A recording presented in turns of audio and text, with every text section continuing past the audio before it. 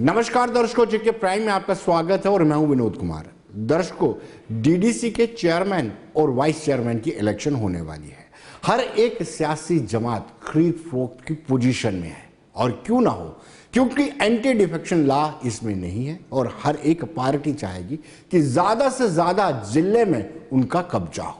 हालांकि भारतीय जनता पार्टी का यह दावा है कि 9 जिलों में भारतीय जनता पार्टी का कब्जा जम्मू प्रोविंस में रहेगा और कश्मीर में भी 1-2 जगह वो खेल जाएंगे। लेकिन सदाकत क्या है ये आने वाला वक्त ही बताएगा। लेकिन हर एक पार्टी और खासतौर पर दारोमदार जो है निर्दलीय उम्मीदवारों पर रहेगा। जो निर्दलीय जीते हुए वो निर्णायक भूमिका निभाएंगे कि आखिर डीडीसी के चेयरमैन और वाइस चेयरमैन किसको बुलाया जाता है और किस पार्टी को वो समर्थन देते हैं। हमने भारतीय जनता पार्टी से बातचीत की। कविंद्र गुप्ता जो डेप्यूटी चीफ मिनिस्टर रह चुके हैं और साथ ही साथ चेयरमैन क्षमा कीजिए स्पीकर विधानसभा के फॉर्मर स्पीकर रह चुके हैं, उनका क्या कहना है कि भारतीय जनता पार्टी को एज है। जम्मू संभाग में 9 जिलों में और कश्मीर में भी कारकर्दगी करके दिखाएंगे। देखिए, ऐसा है कि भारतीय जनता पार्टी ने डीडीसी इलेक्शन जो लड़ा है उसमें हमारे कोई 80 के लगभग लोग हमारे हैं। तो 7 जिलों में भारतीय जनता पार्टी को बढ़त मिली है जम्मू में, और हमें उम्मीद है कि जो बाकी 2 जिले हैं रामबन और एक किश्तवाड़, वहाँ पर भी भारतीय जनता पार्टी के मिलने से ही वहाँ पर डीडीसी बनेगी। और इसके साथ ही कुल मिलाकर के जम्मू के 10 जिलों में 9 भारतीय जनता पार्टी के हिस्से में आएंगी। और जहाँ तक कश्मीर का सवाल है, हमने एक स्टार्टअप किया है, तो मुझे लगता है कि आइंदा से इस प्रकार से वहाँ भी आने वाले समय में हमारी सीटें बढ़ेंगी। लेकिन कुल मिलाकर के ये जो 3rd टायर ऑफ गवर्नमेंट है ये तथा ये 73rd अमेंडमेंट है, उसमें डायरेक्ट फंडिंग और ग्राम विकास हो, उसके लिए भारतीय जनता पार्टी का ये प्रयास सफल रहा। और पूरे इलेक्शन में एक भी जगह कोई ऐसी हिंसक घटना नहीं हुई है। ये अपने आप में एक जीत है। तो ये सभी किसी भी पार्टी की वो डीडीसी चेयरमैन बने, लेकिन सबको साथ लेकर के एक प्रायोरिटी ये रहनी चाहिए कि लोगों का काम हो, ग्राम विकास के लिए काम हो और नया इतिहास जम्मू कश्मीर में विकास का शुरू होने वाला है। देखिए, मैंने पहले कहा कि हमें 7 जिलों में पूर्ण बहुमत प्राप्त है और इसके अलावा 2 जिलों में हमारे मिलने से ही वहाँ पर चेयरमैन बनेंगे।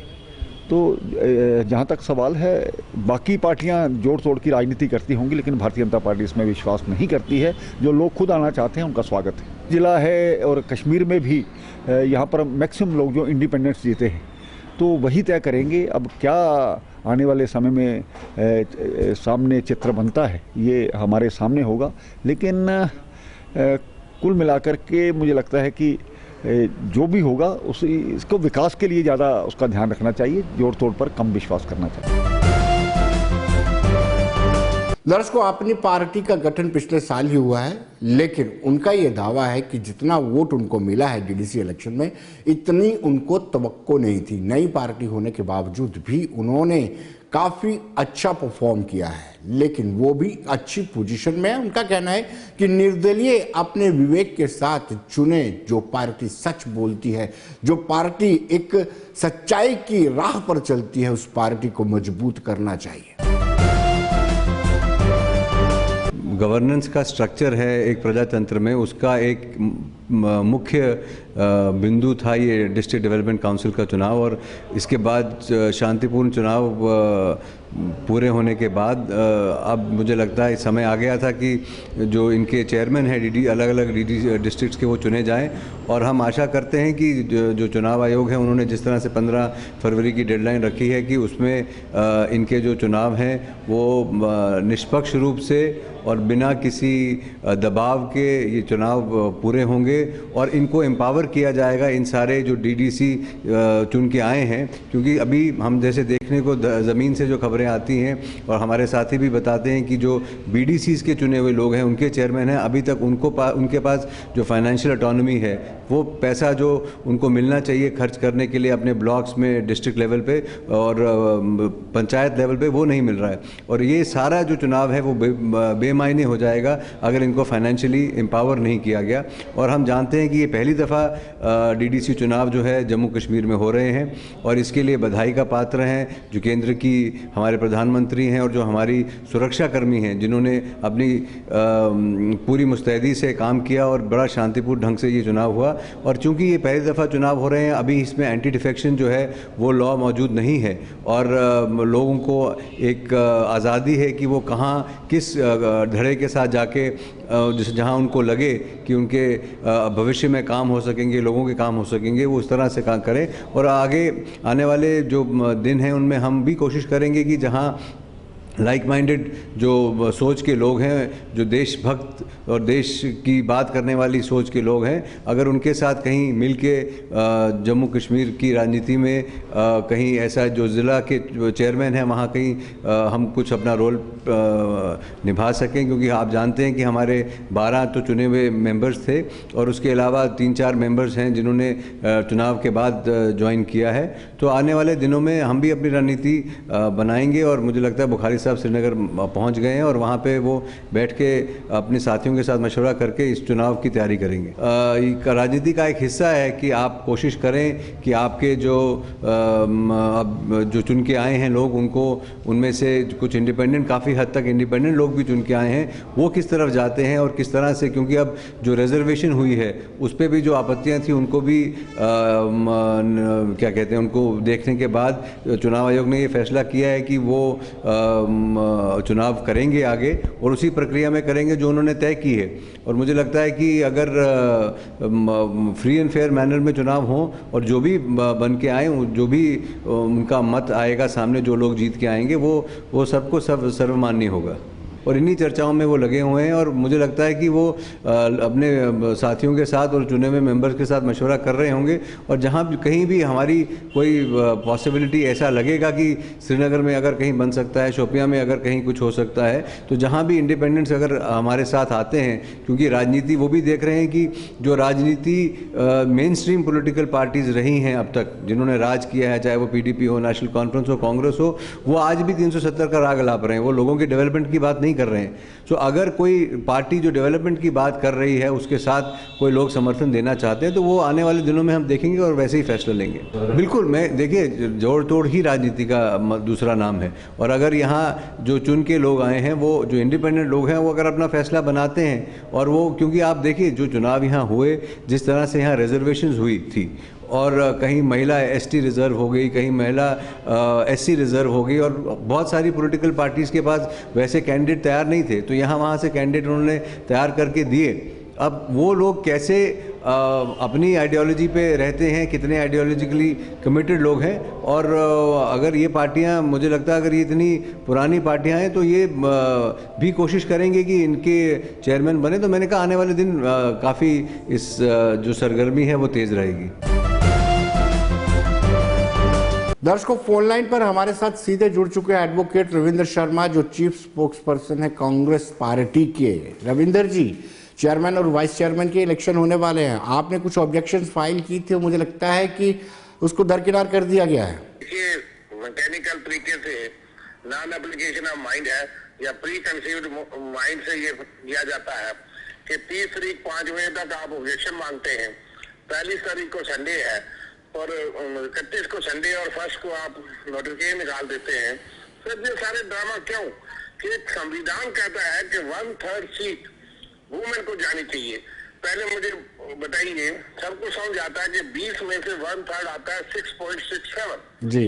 और SO 330 जो इनका अपना कानून है 24 अक्टूबर का, उसमें लिखा है कि 0.5 से अगर ज्यादा होगा तो उसको 1 माना जाएगा और 0.5 से कम होगा तो उसको 0 माना जाएगा। जी। 0.5 से ज्यादा है तो 7 सीटें महिलाओं के लिए रिजर्व होनी चाहिए, जबकि 6 की गई। जी। फिर बात यह है कि 24 अक्टूबर का आपका जो SRO है वो कहता है कि 1, 4, 7, 10 अल्फाबेटिकली जो डिस्ट्रिक्ट के नाम होंगे वो महिलाओं के लिए रिजर्व होंगे।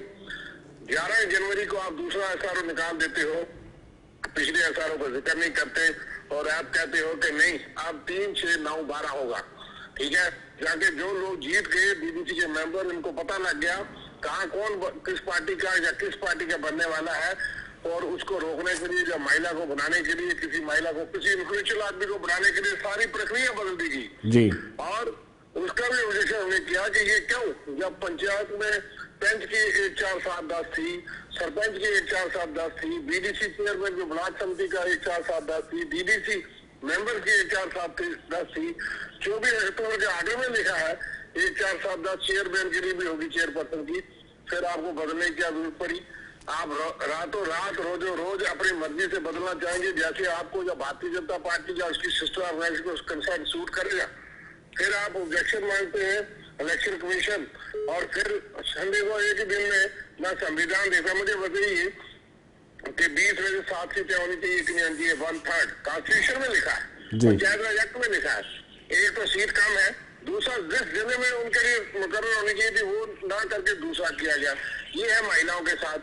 दूसरी बात, शेड्यूल कास्ट और शेड्यूल ट्राइब के लिए लिखा है कि प्रोपोर्शनल रिप्रेजेंटेशन होगी, यहाँ पे उनकी परसेंटेज ऑफ पॉपुलेशन जिस डिस्ट्रिक्ट में ज्यादा है वो जिला शेड्यूल कास्ट या शेड्यूल कास्ट जो भी है उसको रिजर्व होगा। लेकिन न देख करके उसको भी बदला गया और अपनी मर्जी से जो जिले सूट किए उसको रिजर्व किया गया। क्योंकि अगर एसटी के लिए आप देखेंगे तो रियासी जिला रिजर्व होता था, लेकिन किया गया अनंतनाग। एससी के लिए अगर देखेंगे इनका अपना फिगर जो है तो जम्मू और सांबा रिजर्व होता था, किया गया उधमपुर। क्या मकसद है ये हम जानना चाहते थे। गवर्नमेंट ने भी नहीं सुना। गवर्नमेंट ने अगर गलत किया ना, इलेक्शन कमीशन ने ऑब्जेक्शन क्यों मांगी अगर इख्तियार नहीं, और फिर हमें बताया नहीं। हमने लिखा था कि हमें बहस करने के लिए, हमें सुनने के लिए मौका दीजिए जी। लेकिन रविंदर जी क्या आपको लगता है कि एंटी डिफेक्शन लॉ इस पे इम्प्लीमेंट नहीं होता तो खरीद फरोख्त की भी गुंजाइश बन जाती है? बिल्कुल, खरीद फरोख्त भी होगा, हो रहा है, और क्रॉस वोटिंग भी होगी, क्योंकि कानून जानबूझ के नहीं बनाया गया। एक म्यूनसिपैलिटी के लिए भी जहाँ वार्ड मेंबर का है वहाँ भी एंटी डिफेक्शन लॉ है। सब जो यहाँ पार्टी बेस पे चुनाव होता है, एक छोटे से छोटे वार्ड मेंबर के लिए एंटी डिफेक्शन लॉ बनाया जाता है और कानून में लिखा जाता है। इस कानून में क्यों नहीं लिखा गया? जब आपने पार्टी बुनियाद पे चुनाव कराया, आपने फ्लड गेट्स खोल के रखे हैं, आया राम क्या राम, दल बदलू कानून जो है वो, इसको आप भरोसा बढ़ावा देना चाहते हैं, और कई शिकायत भी दर्ज हुई, सब पार्टियों ने ऑब्जेक्शन किया। जो पार्टी के सिंबल पे जीते हैं उनको भी डराने धमकाने, खरीदने भोगने, इन्फ्लुएंस करने का सिलसिला प्रक्रिया जो है वो चली है। लेकिन शर्मा साहब उनका ये आरोप है कि अगर आप अपने पार्टी के जीते हुए नुमाइंदों को अपने साथ नहीं रख सकते तो गलती तो आपकी है। नहीं, अब किसी को संगल बांध के नहीं, आपने एमएलए खरीद लेते हो। आपने आज वेस्ट बंगाल में तमाशा चल रहा है, कर्नाटका में जीत के एमएलए को आप हरा करके इस तरह से जमहूरियत नहीं चल सकती। मध्य प्रदेश में सरकारें गिराई, आप जो है सत्ता बल को इसलिए दुरुपयोग करते हैं। कहीं ईडी पहुंच जाता है, कहीं सीबीआई जाता है, किसी को जो है वो एनआईए बुलाता है, किसान आंदोलन को भी, तो क्या बनेगा इस देश का? हमें ये नहीं है, कानून होता है, इसीलिए तो एंटी डिफेक्शन लॉ बनाया गया। ये नहीं है कि आप चौकीदारी करेंगे। इस बार में आप देखते हो कि बसों में भर के एक स्टेट से दूसरे स्टेट में एमएलए को छुपाया जाता है। क्यों? ये कांग्रेस में भी ऐसी नौबत आती है। कांग्रेस में भी ऐसी नौबत आती है कि राजस्थान के विधायकों लेकिन जब से ये सत्ता में आए तो कांग्रेस पे क्या सब पार्टियों पे आ रही है, क्योंकि जब सरकार ही और रूलिंग पार्टी ही हर तरह के संदेश उनके पास सारी एजेंसीज है। आप किसी को भी, आप एक छोटे बैंक को किसी थानेदार तहसीलदार से डरा सकते हो, तो फिर तो जमहूरियत नहीं चल सकती। इसलिए कानून तो एंटी डिफेक्शन लॉ बहुत पहले बना था, और असेंबली के लिए बना, पार्लियामेंट के लिए बना। एंटी डिफेक्शन लॉ का प्रावधान है। यहाँ इंडिपेंडेंट में जीता हुआ एमएलए जो है दूसरी पार्टी में ज्वाइन कर सकता था, ये कानून बनाया गया था। लेकिन 1/3 जब उन्होंने लिखा कि अगर ग्रुप बनता है तो मकसद क्या है? जमहूरियत में ये चीजें एस्टेब्लिश है कि ऐसी चीजें प्रयास किए जाते हैं। ये तो आज नहीं है, लेकिन आज जिस तरीके से रविंदर जी काम कर रहा है। रविंदर जी बहुत बहुत शुक्रिया आपका, धन्यवाद। तो दर्शकों, जैसे कि हम डीडीसी के वाइस चेयरमैन और चेयरमैन के चुनाव की बात कर रहे हैं तो उस पर ज्यादा रोशनी डालेंगे हमारे सीनियर सहयोगी। कश्मीर में क्या हालात हैं, सैयद तजम्मुल बताएंगे। तजम्मुल, आप हमें बताइए कि कश्मीर में क्या हालात हैं, किस पार्टी को एज है? देखिए विनोद जी, जब आप जम्मू कश्मीर की बात करते हैं तो ये डीडीसी चुनाव जो है ये उस वक्त हुए जब जम्मू कश्मीर में 4 अगस्त 2019 के बाद सियासी इस्तेकाम और सियासी सूरत-ए-हाल कदर मुख्तलिफ करवट लेकर बैठी थी। और पहली बार मरकज और जम्मू कश्मीर की मेन स्ट्रीम लीडरशिप के बीच में एक बड़ा खिला पैदा हो और बहुत सारे लीडरान जो कि चीफ मिनिस्टर भी रह चुके हैं, उनके खिलाफ मरकज ने जबरदस्त पॉलिसी भी चलाई, कुछ वक्त गिरफ्तार भी हुए। लेकिन उसके बाद जब चुनावी सरगर्मियां शुरू हुई, national conference, PDP, Congress, CPIM, Jammu Kashmir people's movement और बाकी पार्टियों ने अपनी तरह से चुनावी मुहिम चलाई। और किसी भी जगह हमें नहीं लगा कि मरकज इन चुनावी माहौल के बीच में कोई एकतरफा फैसला करने जा रहे हैं, जिसके बाद नतायज आए और भारतीय जनता पार्टी को सिर्फ 3 सीटें पिलेन के गुरेज इलाके और उसके बाद पुलवामा के काकापोरा और श्रीनगर के आउटस्कर्ट्स बालहमा 2 में भारतीय जनता पार्टी ने कामयाबी हासिल की। लेकिन उसके बाद मजमूई नतायज जब आए तो पीएजीडी ने वाजिया अक्सरियत के साथ मैंडेट पब्लिक का हासिल किया। अपनी पार्टी का मुकाबला बराह रास्त जो है वो पीएजीडी के साथ है, क्योंकि सैयद अल्ताफ बुखारी चेयरमैन अपनी पार्टी ने दावा किया कि जो लोग आजाद हैं वो ज्यादा आजाद नहीं है और दरी पर्दा उन्हें हमारी हमायत हासिल है, यानी अपनी पार्टी की। जबकि पीएचडी ने कहा कि अगर आपके पास जम्मू कश्मीर में वो हुकूक नहीं मिल रहे आजाद होने के बाद भी, जब आप जम्मू कश्मीर में 47 इंतखाबात कराते हैं तो अभी भी इलेक्शन रिगिंग का मामला कहीं ना कहीं 87 का छाया है। लेकिन उसके बाद नतायज आने के बाद अगर आपको यकतरफा फैसला करना है, अगर कोई शख्स जो है एंटी डिफेक्शन लॉ के आसपास है, इलेक्शन सिंबल इस्तेमाल करेगा पार्टी का और पॉलिटिकल माइग्रेशन करेगा दूसरी पार्टी की तरफ, वो अखलाक की जीत नहीं हो सकती है। अब बड़ी बात यह है क्योंकि पहले मरहले में जम्मू के 2 और कश्मीर के 2 सीट्स पर अब डीडीसी चुनाव जो है चेयरमैन वाइस चेयरमैन के लिए होने जा रहा है। बारामूला से ये सीट खवातीन के लिए मखसूस रखी गई है, जबकि कई एक जगहों पर एसटीज के लिए भी सीटें मखसूस रखी गई है। सफीना बेग जो है उनका इस वक्त किस्मत जो है वो सियासी किस्मत जो है वो आइंदा कुछ दिनों में ईवीएम में बंद हो जाएगा और किस तरह से लोग और डीडीसी जो मेंबरान है क्या उनका एतमाद हासिल कर पाएंगे या नहीं।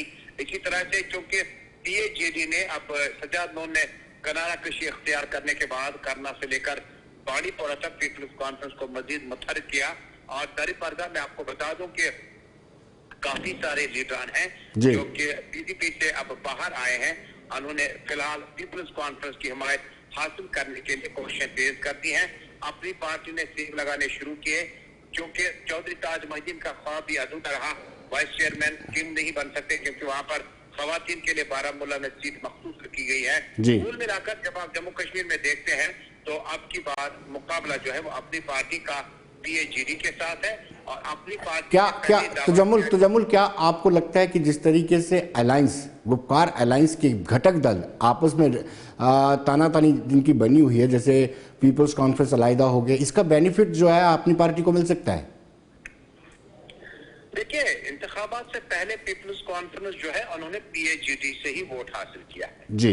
इंतखाबात के बाद अब चेयरमैन वाइस चेयरमैन बनते बनते सफर काफी आगे निकल चुका है और सजाद अलहदा हो चुके हैं जी। लेकिन जब आप लोगों की बात करते हैं, अगर कोई शख्स जिसने वोट हासिल किया पीएजीडी पर और वो इस तरह से अब क्रॉस कर रहा है उस पार्टी की तरफ जो कि मैंडेट पब्लिक ने उससे नहीं दिया है, तो कहीं ना कहीं वो आज का इंतखाब जीत सकता है, आज चेयरमैन वाइस चेयरमैन बन सकता है, लेकिन सियासी वजूद उसका खत्म हो सकता है क्योंकि लोगों से पूछकर आपने जिस मकसद के लिए वोट मांगा और वोट मांगने के बाद आपने ही 14 लोगों ने ही चेयरमैन वाइस चेयरमैन के लिए वोट डालना है, तो शायद मुझे लगता है कि उसका सियासी पथ मंजर जो है वो बहुत खराबी की ओर जाएगा। लेकिन जम्मू कश्मीर में ये पीपल्स कॉन्फ्रेंस के बाहर आने के बाद भी, इसके बावजूद भी पीडीपी से एक खीमा अलग हो गया और हो सकता है कि शुमाली कश्मीर में अब की बार जो है पीपल्स कॉन्फ्रेंस से वो खीमा शायद जुड़ सकता है जो पीडीपी से हाल ही में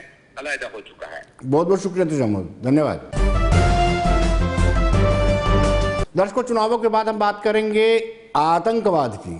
आतंकवाद को लेकर के जो मुहिम चलाई जा रही है 5 अगस्त 2019 के बाद से, जिस सख्त तरीके से, सख्त लिहाजे से आतंकवाद के खिलाफ सुरक्षा बलों ने अपना मोर्चा खोला है, उसमें लगातार कामयाबी मिल रही है। कुछ जगहों पर आतंकवादियों ने आत्मसमर्पण किया। अपील पर, अपने रिश्तेदारों की अपील पर, एनकाउंटर स्थल पर जाकर के उन्होंने अपील की और उन्होंने आतंकवादियों ने हथियार छोड़ करके आत्मसमर्पण किया। लेकिन आज बांडीपुरा में जैश के 2 ओवरग्राउंड वर्कर्स को हिरासत में लिया गया है। तलाशी के दौरान उनको पकड़ा गया, उनसे असले भी बरामद किया गया। यानी एक बड़ी कामयाबी है।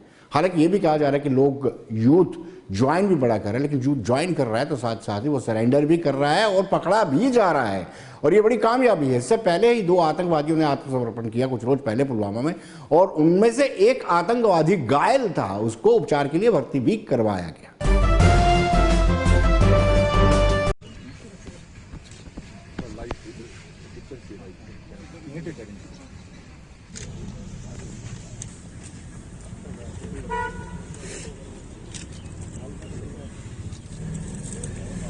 काफ़ी दिनों से यहाँ पे इनपुट मिल रहे थे कि कुछ लोग जो है बांडीपुरा में यूथ को मिसगाइड कर रहे हैं, उनको पार के इशारे से यहाँ पे एक्टिव करने की कोशिश कर रहे हैं और उनको जो है आर्म्स एंड एम्यूनिशन सप्लाई करके उनको किसी न किसी तरीके से एक्शन में इन्वॉल्व करना चाहते हैं। तो जब हमने इस लीड को फॉलो किया तो हमने जो है एक अब्दुल मजीद खान जो करालपुरा का रहने वाला है, जो पहले भी एक्स मिलिटेंट रह चुका है और एचसीसी में कॉन्ट्रैक्टर भी था, उसको हमने ज़ीरो इन किया। और जब हमें उसके बारे में पता चला तो उसको ट्रैप किया गया, और जैसे ही उसको ट्रैप किया उससे हमें 3 ग्रेनेड और 1 पिस्टल जो है रिकवर हुआ, और उसके साथ उसका एम्यूनिशन भी रिकवर हुआ। और जब उससे फर्दर हमने पूछताछ की, उस पूछताछ के दौरान पता चला कि ये जैश-ए-मोहम्मद का OGW है और काफ़ी दिनों से इस टाइप के एक्टिविटीज़ में इन्वॉल्व है। इसका काम था यूथ को, जो गलीबल यूथ है हमारा, जो उसको आइडेंटिफाई करना, टारगेट आइडेंटिफाई करना, उनको हथियार देना और फिर उनको इस तरीके से काम करवाना जिस तरीके से कि उनके लिए वापसी का रास्ता ना रहे। और इसके लिए इसका जो एक सहयोगी है, इसने आइडेंटिफाई किया हुआ था, जो हमने फिर बाद में अरेस्ट किया, वो शौकत मलिक संग्रामा का, उसकी वहाँ पे फ्रूट्स की दुकान है, और उसी फ्रूट्स की दुकान के अंदर से हमने फिर और फर्दर रिकवरी की, जिसमें 5 ग्रेनेड, 1 पिस्टल और कुछ राउंड्स थे। तो इस वक्त फोन लाइन पर हमारे साथ फिदा हुसैन जुड़ चुके हैं, हमारे सहयोगी हैं। और फिदा, हाल ही में आज 2 ओवरग्राउंड वर्कर्स को सुरक्षा बलों ने हिरासत में लिया, जैश से ताल्लुक रखते हैं, इनसे असले भी बरामद किया है, और कुछ रोज पहले 2 आतंकवादियों ने सरेंडर भी किया था। क्या इसके साथ साथ नए आतंकवादियों की भर्ती भी चल रही है? देखिए विनोद, मैं आपको बता दूं कि अगर हम दक्षिण कश्मीर की बात करेंगे, उत्तर कश्मीर की बात करेंगे, या बांडीपुरा पुलिस के आज जो उन्होंने किया है कि वहां पे जो 2 मिलिटेंटों के जो मददगार हैं, उनको जो कि जैश के साथ बताए जाते हैं कि जैश के मिलिटेंटों के वो मददगार थे, यानी कि ओवरग्राउंड वो उनके लिए काम करते थे, उनको पुलिस ने वहां पे पकड़ा है, जिनके पास से बहुत सारी चीजें जो है, आर्म्स और एम्यूनिशन जो है, वो भी उनसे बरामद किया गया है। 13 राष्ट्रीय राइफल के साथ साथ बांडीपुरा पुलिस को एक नाके के दौरान उन्होंने इन युवकों को पकड़ा है। हालांकि जो पहले उनसे पूछताछ की गई है, उसके बाद उन्होंने खुलासा किया है, उनके पास से 1 पिस्टल और 5 जो है उनके जो जिंदा ये 5 ग्रेनेड भी बताए जाते हैं। लेकिन यहाँ पर मैं जरूर आपको ये बता देना चाहता हूँ कि इस मामले में एक FIR भी जो है वहाँ पर रजिस्टर किया गया है। लेकिन कुछ दिनों से हम देख रहे हैं यहाँ पे कि जो भी मिलिटेंटों के मददगार है, कहीं न कहीं पे सिक्योरिटी फोर्सेस को एक के बाद एक जो है वो सफलता प्राप्त हो रही है कि इनको जिंदा पकड़ने में, क्योंकि OGW जो है ये बताया जाता है कि ये मिलिटेंटों के मददगार होते हैं और मिलिटेंटों को सहयोग करते हैं। तो इनके पकड़ने से आगे की जो तफ्तीश है वो अभी जारी है। लेकिन जो हमारे सूत्र है उनका यही कहना है कि इस सिलसिले में जो 2 लोग गिरफ्तार हुए हैं उनसे अभी पूछताछ जो है वो जारी है। विनोद, बहुत बहुत शुक्रिया। दर्शकों, आज दिन भर प्रदर्शनों का सिलसिला जारी रहा। अगर हम मेडिकल एम्प्लॉय फेडरेशन की बात करें तो उन्होंने ब्लॉक स्तर पर प्रदर्शन करने का फैसला लिया। आज बिश्ना ब्लॉक के टाइम था और बिश्ना ब्लॉक में फेडरेशन के मुलाजिमों ने प्रदर्शन किया और अपने मुलाजिमों में प्रदर्शन के दौरान मुलाजिम अपनी मांग रख रहे हैं। उनका कहना है कि डिपार्टमेंटल प्रमोशन कमेटी की मीटिंग अगर रूटीन में होती है तो स्टैग्नेशन नहीं आएगी। उन्होंने कहा कि डीपीसी करते रहना चाहिए।